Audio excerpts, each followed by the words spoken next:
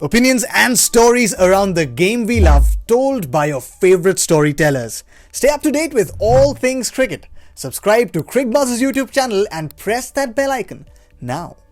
Let's talk about India first. Right now, coming off a big win against Afghanistan, Zach, very confident, a big morale booster. That win must have been. Definitely, and just in terms of approach, I think the chatter amongst that camp will be, and the dressing room will be, to just get to that net run rate, which is going to put pressure on these other teams, New Zealand and Afghanistan. So I think maximum you can get to is 6 points. New Zealand still has that chance of getting to 8 points, and that's the worry. But that's something which you can't focus on at this point. You just got to focus on getting win under your belt. India, Scotland, obviously you have to win the game. You are expected to win the game, and that we are expecting it to happen.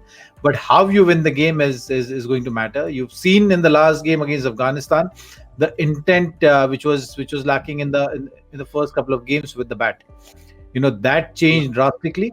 So that's something which you will see the progression of that, which means that you are looking at that 200 number to start with. That's what the mindset will be of the Indian batters, and to boost that net run rate, it's better to bat first.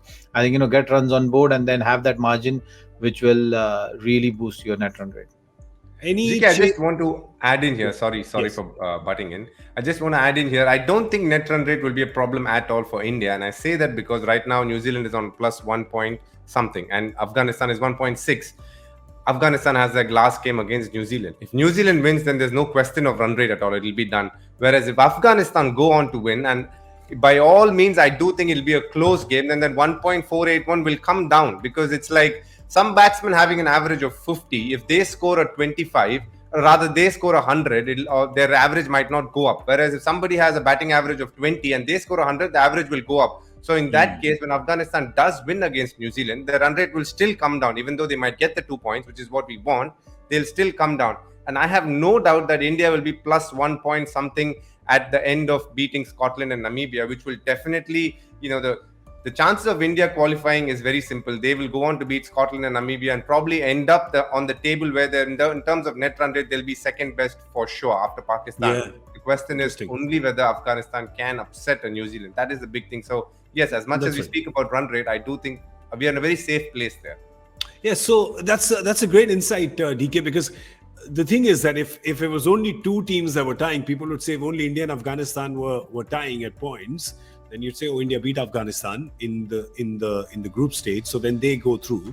But if it's a three-way tie, that's when the net run rate comes.